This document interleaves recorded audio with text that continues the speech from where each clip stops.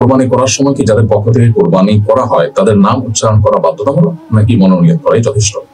আমরা যদি কোরবানির মৌলিক এবং জরুরি বিষয় বলি, তাহলে জরুরি বিষয়ের মধ্যে এটি নেই যে কোরবানি কারকদের নাম উচ্চারণ করতে হবে, বরং নাম উচ্চারণ করা নেই, কিন্তু কোরবানি পশু কেনার সময় বা কেনার পর এটা কার কার তরফ থেকে হচ্ছে, কে কত অংশ নিচ্ছেন, এই বিষয়গুলো যদি ক্লিয়ার থাকে তাহলে সেক্ষেত্রে তাদের নিজেদের জানাশোনা আছে, বলা আছে, তাহলে সেক্ষেত্রে এইটুকুই যথেষ্ট হয়ে যাবে। কোরবানি বিশুদ্ধ হওয়ার জন্য নাম উচ্চারণ করা কোরবানি বিশুদ্ধ হওয়ার জন্য শর্ত নয়, তবে নাম উচ্চারণ করা সুন্নাহ।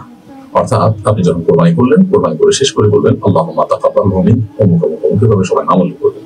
আর যদি একা নিজের পক্ষ থেকে হয় তাহলে বলবেন আল্লাহুম্মা তাকাব্বালহু মিন্নি, আল্লাহ এটা আমার পক্ষ থেকে আপনি কবুল করেন, কামা তাকাব্বালতা মিন খালিলিকা ইব্রাহিম ওয়া হাবিবিকা মুহাম্মদ সাল্লাল্লাহু আলাইহি ওয়াসাল্লাম, যেমন আপনি কোরবানি কবুল করেছিলেন আপনার খলিল ইব্রাহিম আলাইহিস সালাম, এটা আপনার মুহাম্মদ সাল্লাল্লাহু আলাইহি ওয়াসাল্লাম, ঠিক একইভাবে আমার কোরবানি কবুল করতে হবে। বলা সুন্নাহ বা কেউ করতে পারেন, তবে হাদিসের যে টেক্সট আছে হুবহু সেটা বলতে পারলে উত্তম। আর যদি এটা মুখে উচ্চারণ করা নাও হয় তারপরে ইনশাআল্লাহ কোরবানি হয়ে গেলে উচ্চারণ করা উত্তম। কোরবানি করার পর, পশু জবাই করার পর আমাদের দেশে অনেক সময় দেখা যায় পশুকে শুইয়ে রাখা হয়েছে এবং চেপে ধরা হয়েছে গলা ইত্যাদি, তখন কাগজ নিয়ে এই সমস্ত নাম জপার চেষ্টা করা হয়। কোরবানি পশু জবাই করার পরে কাজটা জবাই করার পরই করতে হয়, তো এগুলো আগে থেকে রেডি করা উচিত। কোরবানি পশুকে কষ্ট দিয়ে তখন নাম সংগ্রহ করা এটা অনুচিত কাজ।